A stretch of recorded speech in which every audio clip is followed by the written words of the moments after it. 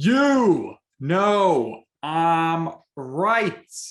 The podcast that uncovers the origin stories of some of the biggest names in sports and entertainment. Nick Durst here, along with my co-host, Joe Calabrese. And Joe, we're very excited for our guest today. I know you feel like you know him personally. You watched him so much over the summer. I did. And it's very nice as self-proclaimed Big Brother super fans that we can have another former contestant on Big Brother with us. So without further ado, he's pretty accomplished. We'll talk about his hobbies and everything that he did while he was on the show. And such a cool dude. Can't wait to get to know him. Christian Birkenberger from season 23 of Big Brother. Christian, welcome to the show. How you doing today? Thank you. I'm doing good. Thank you for having me. You totally just gassed me up right there, but I appreciate it. Yeah, we're excited to have you on here. So, we'll just jump right into it. Obviously, you are from Connecticut. Where are you living these days? Yep, I live in Connecticut. Grew up in Connecticut. I'm in like northwest corner of Connecticut. There's really nothing to do here. All the time, I'll tell people the town that I'm from in Connecticut, and even people from Connecticut don't know the state or don't know the town. So it's extremely very small. My graduating class was like under 200, so very small town, and that was two towns put together. So we had to make our own fun out here. So when you were younger, did you play any sports? Were you athletic? Were you involved? Yeah, definitely. I grew up, like I said, we had to make our own fun, so we always doing sports. Whether it's not, signed up with a team or just you get your friends together for a game of ultimate frisbee or something like that. But I grew up playing team sports like baseball, basketball. I played baseball until high school. Played that all 4 years. I did swim, dive, track and field, indoor track, snowboard. Wow. In the winter by myself. Usually I like doing team sports, but I'll do some things on my own. Me and my friends would learn to do trampolines, and we took cool videos of us like doing flips on the trampoline, and then that got too easy, so we took it to the ground. So we really just stayed active all the time. Like I said, there's nothing to do here, so we had to make our own fun with each other. Sounds pretty fun to me with all those crazy activities, which is pretty awesome. So obviously in the winters, kind of brutal with the weather. I guess you kind of turned to the TV. What kind of reality shows were you watching growing up? Yeah, growing up, I was actually I really never watched Big Brother. This has become a recent, of course, before the show, but recent show of mine that I started watching. But I was a huge Survivor fan, and what happened was, Survivor's only a few times a year. Big Brother's much longer over the summer, so I realized the similarities between the two of them. I mean, there are similarities, but obviously one's on an island, one's locked in a house. So they're similar, but completely different. And I became loving the show from my love for Survivor already. There you go. So what was the casting or audition process like for you? And how did you decide that you wanted to pursue going on the show? And then also, what was the time in between when you found out you were going to be on it and when you had to leave? Yeah, so I think a lot of people know this. I never applied to Big Brother ever. I only applied to Survivor, but it's all under CBS, and the casting director's job is to find the best fit for you. So, that season that I applied for on Survivor, although I did get pretty far in the casting process, that wasn't a good fit for me, but they keep your audition on file. And so when it's time that, where you do fit the cast, that's when they reach back out to you. So that's what happened in my case. I know there was a few people that were hand selected this season. I believe Travis was one, I was one, and I think the other one was Christy, who obviously didn't make the show because of the COVID test. So I think the similar situation happened to me, Christy, and Travis, where we applied to something else. They reached back out and said, "Hey, are you interested?" And we, of course you're going to say yes, you're interested. But I was also an alternate, and I think a lot of people know that as well. So You all found out I was on the show before I found out. I was in sequester, and I found out the 5th, I believe. I had this little calendar I wrote, but I found out the 5th that I was going on the show on the 7th. And I think that at that point, the cast list has already been out for maybe 2 or 3 days. So I'm sitting in a hotel room like, damn, am I being sent back home? I had no idea. And man, it was definitely killing me. But I'm definitely a positive person. I keep my energy high. And so I flew to LA with the intention of getting on this show the whole time, even though I was aware that I was an alternate. Yeah, I was going to ask you about sequester. So now we're going to get into the fun part where I start to ask you all the questions about being on the show, right? Sequester, cabin fever, right? You're isolated from the rest of the world. Walk us through like that process, and how do you entertain yourself? How do you keep yourself occupied? And what do the showrunners and the producers and the network executives do to kind of help your experience there a little bit? Yeah. Okay. So another show I actually applied for was The Circle before. And so that's all about self-entertainment. And that's something that I'm actually really good at. So the sequester wasn't as bad for me as I heard it was for other people. I'm very good at entertaining myself. There were 2 full-size beds in the hotel room. And so, you're not sleeping on 2, you only use 1. So I took the other one. I created this huge ass fort in my room. So I had my bed, I had a fort, I had a workout area. You are allowed to watch movies. So you spend a lot of time watching movies, but I also spent the majority of the time working out because I didn't want to go into the show and not be prepared physically. So I myself spent a lot of time working out, watching movies, like I said, building a fort, a lot of time sleeping, really. I drew a little. That's pretty much it. There's not much. Did you read any books, magazines? There were coloring books, some puzzles. Coloring books. Yeah, really, coloring books. It's about. They didn't want to give you. They don't want you to be bored, but it is in a way kind of a test as well. It's like, can you survive these like 5 days of being isolated, because you're about to enter a house where you're about to experience that for much longer. So although they want you to have the best experience possible in sequester, it's also like, how are you going to handle this situation? I felt like I handled it very well, and anything you need, they're ready. There's just a phone call away. You just call up and they'll get you food, water. So they're just knocking at your door and being like, food's here, but did you get to pick what you want? You can't leave. You can't leave. So it's all the phone call away. You got to call and wait for, them to deliver what it is you're looking for or answer any questions you have. And, they're the only human interaction that you have. So, they come down and, they have a job to do, but you kind of steal them for 5 minutes just to interact with them, just to interact with some human for a little bit of time, but you can't leave. You definitely can't leave your hotel room. So we're going to now get to the show. You lasted, I believe, 37 days. And even though you didn't make jury, which would absolutely irritate the hell out of me if I was on the show, it was pretty much one of the most impactful stretches of just over a month we've seen in Big Brother history. You were a comp beast, multiple nicknames, but we're going to start at the beginning here. And I want to start with the Wildcard competition because you mentioned at the top you were more focused on being on Survivor than you were on Big Brother, right? So the whole expect the unexpected from Julie, right? So you start out with the Wildcard competition, and most people go into the Big Brother game thinking they're going to play an individual game. Right off the bat, you guys had to play in groups. Did that change your strategy at all? Did that irritate you? Because once again, it would definitely irritate me knowing I had to be put into groups of strangers immediately.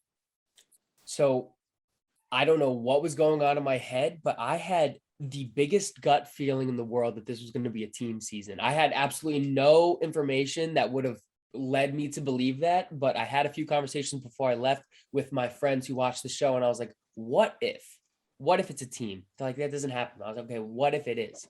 I don't know why, I just had that feeling. And the walking in, finding out it was team, I was like, all right, let's go. Because my original plan was throw some competitions to not, paint a target on myself as being a physical threat. But then I had these conversations with my friends prior to going on the show. And I was like, if it's a team thing, you have to do well for your team. So it's okay to, try your hardest and win these competitions. So once I found out it was team, I was like, it's go time. It's go time because now I don't have to hold back. Which really I didn't have an option to hold back because even if I didn't win, even if I don't think that there's anything I could have done differently within the first 1 or 2 days that would have made Frenchie not target me. I think no matter what, I was going to be a target of his. And then it came to the wildcard comp, and thankfully that comp existed, because if it didn't, I would have been the first one home. And, I guess I made the right decision to play that competition because it was a choice of the team. And I just went in there and I wasn't messing around. I had to win for myself. But unfortunately, that led to Alyssa going up instead of me, which I would have felt terrible if she went home week 1 on her dream show because of me. Thankfully, it didn't happen, but I was definitely prepared for a team competition, and I can't even tell you why, because it was just a gut feeling I had. Were you like, in the 1 week where Frenchie's the head of household, I mean, it seemed really intense in there. He was very paranoid. Were you like, wow, this is how this is going to be right off the bat, and like preparing yourself for the rest of the season? Right. So the way he handled week 1, we noticed, he's going crazy. Too much is happening. It's week 1. You don't know what to do. It's the first time anyone's experiencing this. So the Kings all said, we're like, you know what? We're going to give him his space. Where he's talking, it's like 3 a.m., 4 a.m. He's talking to all these other teams. We're like, you know what? We feel safe. We feel good, because at that point, he promised X safety, Sarah Beth safety, and Alyssa safety. I was the only one he didn't promise safety, but I had no reason to believe that he would come after me. So we're like, we feel good. We're going to leave him alone to not drive someone crazy. If you annoy the shit out of someone, they're going to more likely look at you as a target. So we're like, we're going to go to bed, leave him alone to clear his head. Well, we very, very quickly figured out the way Frenchie works is the last person to speak to him is what sticks in his head. So we ended up taking shifts.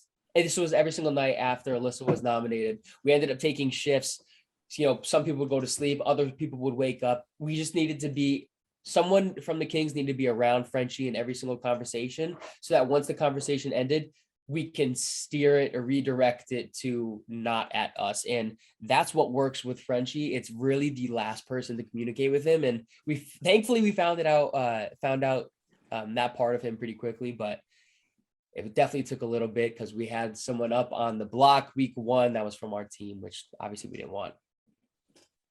Yeah, it kind of showed that for the TV edit is always slightly different. I was always one of those people who used to watch their live feeds religiously. So everything that you said about Frenchie, I think America kind of would agree with you. Everybody who was always the last person in his ear was always the last decision that he ended up ultimately making. Mm-hmm. So you mentioned Alyssa. I wanted to ask you about Alyssa. In particular, what was the one moment or one interaction with her where you knew that connection between you two was a bit deeper, more friendly, and a lot more fun than some of the other connections that you were sharing in the house with the others? I mean, off the bat, I was just attracted to her. So I think that's She's a pretty girl. where it's like, it's one thing where it's like, you put in the work when you want to, kind of. So I was more interested in her. I was like, all right, this is, of course, she was also part of my team. SB was also part of my team, but I was more attracted to Alyssa. So it's someone that I was forced to spend more time with. And I think that being a have not week 1 really grew us together because we're both suffering together. We're making slop together. We're taking cold showers together. We're sleeping in the have not room together. And at that point, it's like, who else are you going to complain to except someone else that understands what you're going through? And I don't want to hear X complain. X doesn't want to hear me complain. So I have Alyssa. I talk to her the most. And I think just right off the bat, week 1, that connection was made just because of, we're going through a similar situation. But, as time goes on, we just developed a really good friendship. And thankfully, I'm so glad we have that because she's the only person that I would say, well, no, I communicate with her, Brittany, Her and Brittany really are the only people that communicate every single day. Every other person, I would say it's like once a week, twice a week. It's about it. But Brittany and Alyssa, every single day. And I'm so thankful for that. So you mentioned being a have-not, obviously the food, not great, but for you, when you went home, were you kind of missing the fact that you could just walk upstairs and there's all this food that you could take, and you want something, you just go and talk into a camera? And also, how if people hear that, you actually got to cook the food though. People don't realize that. Yeah, we had to cook all the food. A lot of people think that it's something like, I'm not sure, I've never been on, but I'm pretty sure the way the challenge works is Catered, they get chefs, and obviously Survivor doesn't get chefs either. But I think a lot of people assumed there was a cleaning service that came in and there were chefs that cooked for us. No, that's not the case at all. We never saw anyone for production the whole entire time. That's it. Like even when you're in the DR, it's all one-way mirrors. So you can't see anyone, even through glass. And so in the house, yeah, we had a lot of options of food, but also, I was a have-not twice. So twice out of my 5 weeks. So almost half the time I wasn't able to experience that. And I'm a very routine person. So I actually eat the same thing every single day. Life is easy that way for me. I eat the same thing. I know what I'm putting in my body, and it's just simple. So going home was just so nice because I went back to my routine, and I like to live my life as a very routine person as far as what I eat every day, same time, same type of food. So leaving the house was actually a lot better for me for my diet because I at least got to eat stuff I knew was good for me. So what was the one particular thing in the house that transpired where you think if it went differently, it would have been able to carry you further in the game? Now, remember, it's like I said, and like you said, you had to be a comp beast right from the get-go for your safety purposes. And I think ultimately being so strong in competitions early in the game ultimately put a target on your back that never really shrank. It just ended up continuing to grow. But is there one moment in the house, maybe one particular conversation that you had, or particular, something regarding the vote or an interaction with somebody else where you feel like if this would have went the way that you wanted it to in your head, it would have been able to carry you at least into the jury house? Because like I said, if I go into the show and I didn't go into the jury house, I would be I'm sorry. It would just drive me up a wall. But people don't understand. I try telling them how from a competitor, that just makes me so mad that I didn't make jury. And the fact that all I had to do was survive that one night and I would have been in the jury house, I would have been fine. That absolutely kills me. And a lot of people are like, you did great, you were compies. Like at least you have, like, you did make a mark. Like I didn't make jury. That's embarrassing to me. And that's one reason why it's like, people are like, would you go back? Yes, I go back in a heartbeat just to make jury, just to do that. That's literally all I want. And that irritates me so much. But I actually have two moments that come to mind when you ask that question. One is my entire life struggled to follow my gut. I never follow my gut. And that's something that has proven me wrong multiple times. And I said in the DR, I don't know how much, I can't remember if it aired or not, but I said in the DR, every single time they asked the question before I had power, what would you do as HOH? Who would you target? I said every single time, DX. I always want to take him out. And then once I had power, everyone convinced me that I was close with. It wasn't like DX convincing me. It was my alliance that I actually could trust. Really just the Kings that said, you don't need to take that shot now. And I regret that so much. The other thing is the conversation. If I was able to get Brittany up in the HOH room with Tiffany in order to flip my vote, I'm told by Tiffany and Brittany and the votes that would have mattered, I'm told after the show that if I was able to get Brittany upstairs without Big D and Azza following her, I would have flipped the votes that week and stayed, which also bugs me so much because it came down to getting Brittany upstairs in the HOH room, and I did not think enough because all I said was, Brittany, go upstairs. All I should have said was, Brittany, help me make this food, or something else. Literally anything else in the world would have got her up there alone. Instead, I thought it was obvious, like, hey, I'm trying to fight to stay alive. I don't know why I have to like lie about what I'm doing. At that point, it was just like, hey, can we have a conversation? And then Big D and Ozza had to follow. And that's the one conversation that ruined my chances, I think, because like I said, they told me straight up, if I got her up there,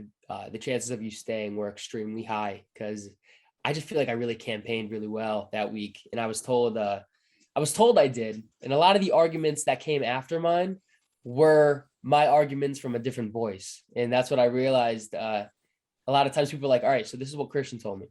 It's like, yeah, because it all made sense. It was all logical stuff, but it was just someone else saying it. Do you think in hindsight, you and Derek X should have worked together? And have you guys discussed that after the show?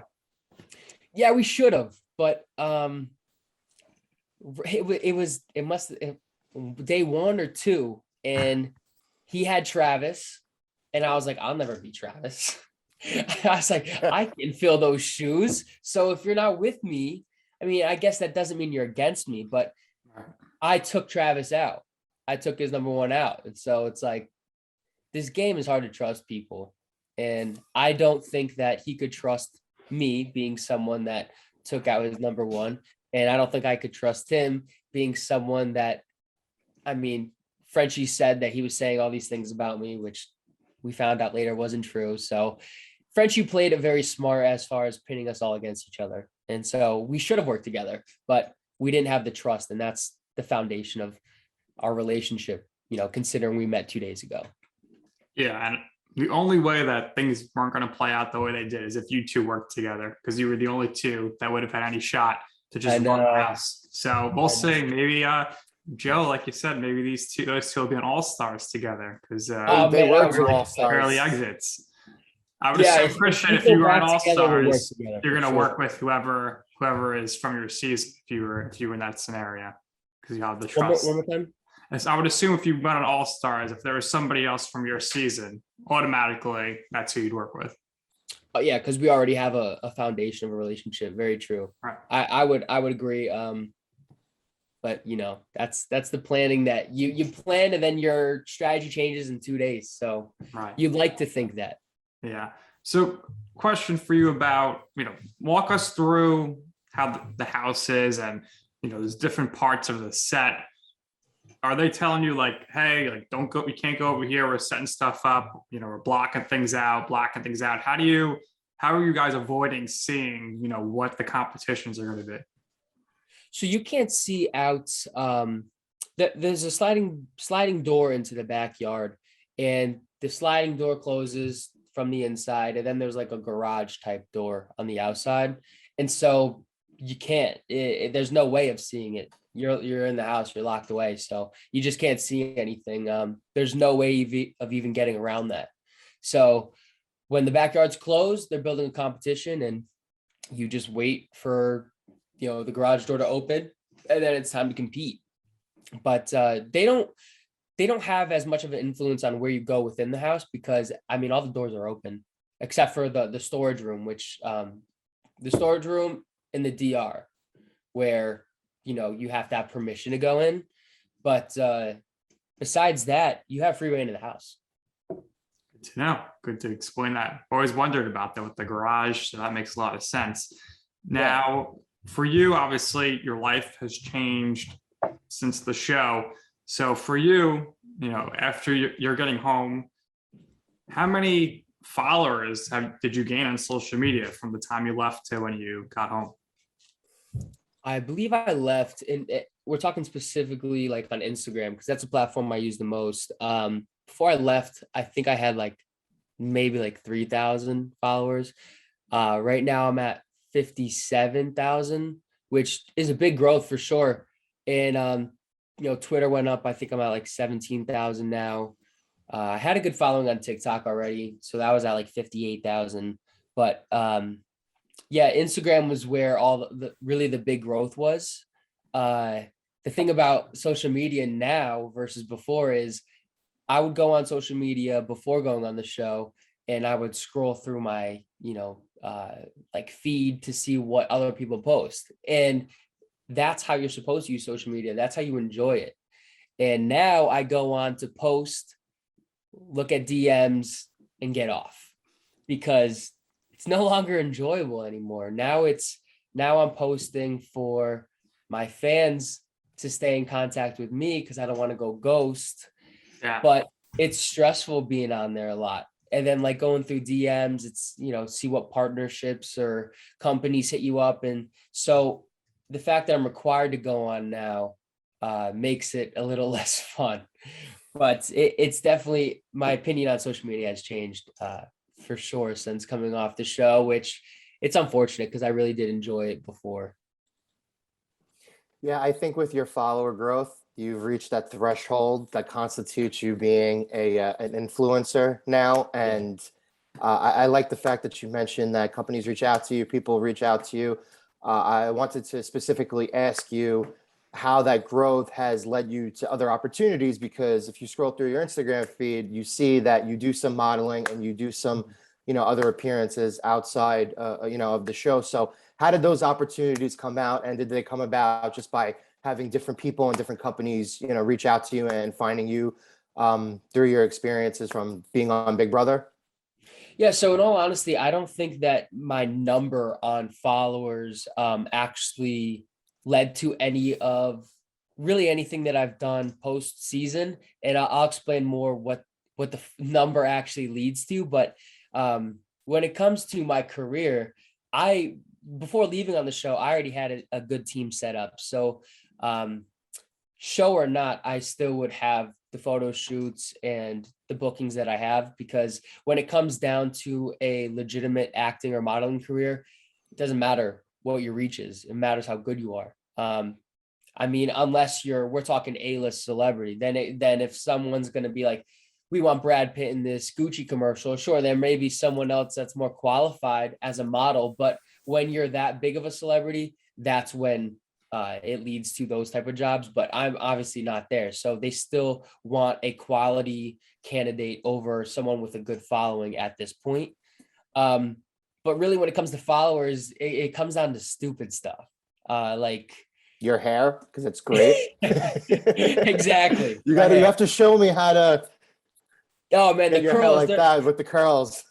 They're a pain. They're a blessing and a curse. But when it comes to the numbers of followers you have, it comes down to, benefits like you go to a restaurant or something and you're taking a picture of your food and you tag the restaurant and they're like, don't worry about it. Or I went to a restaurant. There was like, this happened twice recently, which I actually feel a little bad about because I didn't do anything to influence the way this happened, but I went up and we couldn't make reservations. They're like, all right, it's going to take like an hour. I was like, okay, no problem. Put me on the list. And then someone behind me recognized me. So they started talking to me. It was right next to the hostess stand. And then they're like, I looked at the time. It was 2 minutes later. They said, your table's ready. And I was like, I don't know. They didn't say anything about the hostess didn't mention anything about the show, but the waiter and waitress came down and said, we recognize you. And I was like, I'm sure that had something to do with it because I was with Brittany at the time as well. So even if they didn't recognize me, they recognized Brittany. And this happened again about like a week later. So it comes down, like the numbers really only come down to how you can benefit other people. Like I said, a restaurant, because you post about the food, that's benefiting them. But when it comes to how it benefits me, like my focus is always on my acting career. It's always been on my acting career. So my followers will not influence my acting until I'm Brad Pitt, is what I'm saying. Until I'm at the A-list celebrity where it's like, doesn't matter what you do, how good you are. We just want your face linked with our product because that sells. And I'm not at that point yet, but maybe one day. Listen, free food is not bad. Right. I'm not complaining. I'm not complaining, but I did feel bad because there was a line of people behind me. I think I would feel more bad if I was like, hey, Christian from Big Brother here. Like, I don't pull that card. I really. What was it like for you, like the first time you were noticed back, out of the house? What was that? First time I was noticed was in the airport, coming home from the show. I actually don't fly alone very often. So I was in the airport. I'm on the phone with my mom, like, I don't know what I'm doing. I don't know where I'm going. I don't know what the next step is. And then someone's like, Christian. I was like, all right, this person knows who I am. Christian, I'll take care of you. I'll help you out. And then she just asked for a photo at the end, and that was it. So she helped me get to my plane on time. And it was good. It was good. It was my first fan experience, so I enjoyed it myself. Yeah, and you'll never forget that. Who is the coolest person you have met or that has reached out to you that is a celebrity or a reality star for another show? I went to Hearts of Reality in Florida a few weeks ago. Well, actually, at this point, it's like a few months ago. Yeah, all the reality stars are there. Yeah, there was a bunch of reality stars there. There's Survivor, Amazing Race, other Big Brother players. I'm a huge Survivor fan, so I think Sandra was a big one because she's like queen of Survivor. I met. No, I'd probably say Sandra's the most exciting one. But as far as reality TV goes, I've had. No, I don't think I've had too many like big time celebrities reach out to me. But when it comes to reality TV, I don't get like starstruck. I mean, we're all just people that got a shot on TV being ourselves.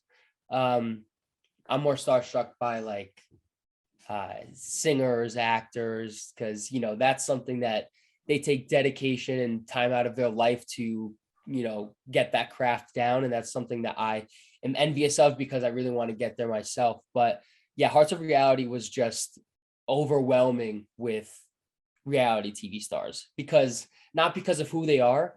It's because of everyone's personality. You get on a show because you have a big personality. So could you imagine it was like 100 people with very big personalities coming together? It was chaotic. It was hard to breathe, honestly. Yeah, I can imagine there. And there was a lot of WWE wrestlers there as well. Yes, there were. Big time event. So what would you say is next for you? Obviously, your long-term plan here is acting, but in the short term here, would you consider more reality TV? What are you looking to do? Yeah. A lot of people warn me against, and I've had this conversation with my management team a lot. It's like reality TV or acting. Well, I mean, it's 2022 now, and as more time goes on, it doesn't seem like there's as much of a separation as there used to be. I think before it used to be one or the other, but people are showing now that they can kind of go together. Mm-hmm. And I'd prefer not to be stuck in the reality TV box, but the biggest argument I have towards doing another reality TV show is I'm 23. I'm 23 years old. I am not in the position to turn down any opportunity in life at 23. If I were older and I weren't as happy with the way that my acting career is going, which I'm totally fine with the way it's going right now, then I think I would need to dial down and focus on one thing. But like I said, I'm 23 years old. I'm going to take every single opportunity that comes my way because I'm someone who I just like to experience things. So Survivor, that's my dream. I love Survivor. That's the whole reason I'm on Big Brother. So Survivor is a yes. The Amazing Race is a yes. The challenge, I just feel like would be the most fun time of my life. So that's an absolute yes. Really, with the challenge now doing this, international competition, it's going to air on CBS. Yeah, that's a new show coming out. That should be good to watch too. I'm excited to see that for sure. Yeah, Joe, I think Christian should follow our guy, The Miz's formula. Reality Absolutely. TV, real world, challenge, pro wrestler. I can see Christian. Yeah, do it all. That's what I'm saying. Then acting, and then back to reality TV. I got to see what works for me. That's exactly it. I can't put all my eggs in one basket. I'm going to spread the wealth and see what I enjoy the most, what I'm the best at, and take it from there. And I'm just so blessed that at 23, I'm able to have these opportunities because it's definitely unique for someone, I think, to have as many opportunities at this age to be able to even experience it and see what they like. You have to feel it out before you know what you want to do. And I'm 23. I don't know what I want to do, really. I say it's acting, but who knows? Yeah, so you're only 23, but I do want to ask you, what was your I'm right moment in life so far, or maybe something with your career. So what we mean by that is a time where, you said, I want to do something. I think this is what I want to do. Maybe you're asking somebody for advice and they're like, Christian, sounds like a terrible idea. You don't want to do that. Yeah. And then you say, you know what, I'm going to do it anyway. And ultimately you will see why it is that I'm right. Yeah, so I think it comes down to that specific moment for me was for during an audition. I spoke with another acting friend of mine before this audition, and he helped put me in a state of mind that like opened up my imagination to, I just knew I had the ability to be a good actor at that point, because there's this theory called like the Meisner theory. It's a training style for acting, and it's very involved as far as you live the character, you live their life, good or bad. I mean, you just got to live as that person, and then you're able to act as that person more naturally. And so he kind of opened my eyes to that theory. And I started before every character that I play in these auditions that I get, or any bookings that I have, I live my life as that person. And the first time I ever did it, I really got into character. And then when I had my audition, it was extremely natural for me. And so once I was able to do that so quickly, because I know a lot of people that struggle to get in that mindset and live as that person. I did it within like an hour of communicating with my friend for the first time, trying it. And then I was a completely different person for the day. Hit the audition really well, and it felt so comfortable for me.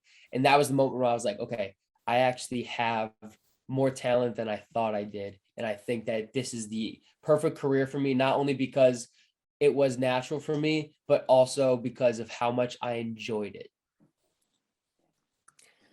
So we're going to get ready to let you go. Thank you again for doing this with us. We really, really appreciate it. I have one last question for you. And I really want to know, were you intimidated the first time you met Julie Chen? It wasn't like real. It wasn't like, it almost wasn't. I've had this conversation with other people. It just wasn't real. Like that was kind of like a starstruck moment, but also I didn't realize that this was really happening. So I was standing in front of her, and it just seemed so like a hologram. Like it was like too perfect, too good to be true. And then it was gone in a blink of an eye. Like the first time we met, I was on stage with her for maybe 5 minutes max, and then I'm gone. And then she's back on TV again. So it's like, okay, that was definitely fake. And then she's real, and then she's back on TV. It's like, I can't even make up my mind of like when I actually saw her anymore, but she's absolutely stunning, beautiful person inside and out. But yeah, it just didn't seem real the first time I met her. So Christian, something that always annoys me when watching Big Brother is when all of you go to vote somebody out and you all say the same thing. It's like, I don't know, do they require you to compliment Julie on what she's wearing and how great she is? It bothers me so much. No, they don't require it, but it's always good to be on the host's good side, I think, especially in a game show where anything could happen, and she definitely has some pull. So it's always good to be on their good side. And how was it for you? You guys walked in there with all these protocols. Once you get in the house, you're able to be free. And then once you're coming out, it's like, get that mask on right now. And then Julie's like, no hugs. But I don't know, would you even say, I wouldn't come out of there like pissed off that I lost and be like, I got to hug Julie. Like, I don't know why she's like, no hugs, no hugs. Yeah, right. She was very much like, stay back. I don't know. She had like bodyguards around her. Definitely don't come near her. But the thing about going in the house at this time was really, really strange, was that we thought finale was going to be with a crowd of people. We went to the house like, all right, COVID's going to get better by the time we get out 3 months from now. And one of the first things that I learned about the world when I came back was that when I got out 37 days later, COVID was significantly worse. And I was like, I was so angry because I was like, well, I'm not coming back for finale. I knew for a fact I wouldn't be back. Like being pre-jury, I was like, that's it. I'm done. I'm not coming back to the show for finale. And that made me so upset because I can't even talk about it. I want to be jury so bad, man. At least they let you speak on your virtual call. Frenchie just got to wave. Yes, that is a very good point. They said that I earned the right to speak on finale night, so that was definitely good. Yep, one of America's favorites from season 23. Christian, once again, thank you. We appreciate it. What we do here is we always give our guests the last word. So if there's anything else you would like to share, promote, we know you're looking to be an aspiring actor. You certainly have the looks, the athletic ability, and the hair for it. So we wish you the. But if there's anything else you would like to share, promote, go ahead. All right, awesome. So just follow me on all forms of social media. It's really just Christian Birkenberger on almost everything. But I can't say too much. I just want to say I'm always working on something. So if you want to see what that is, stay tuned, because over time I'm definitely going to drop some news that I got a few things coming, but one thing is definitely really unexpected, but I can't really say. Expect the unexpected. Exactly. So just stay tuned and follow me on everything, because I definitely am always working on something. All right, Christian, really appreciate it. We're looking forward to watching you on the challenge soon. So that's going to do it here for this episode of You Know I'm Right, for our very special guest, Christian Birkenberger, and for my co-host, Joe Calabrese. I am Nick Durst, and this has been You Know I'm Right.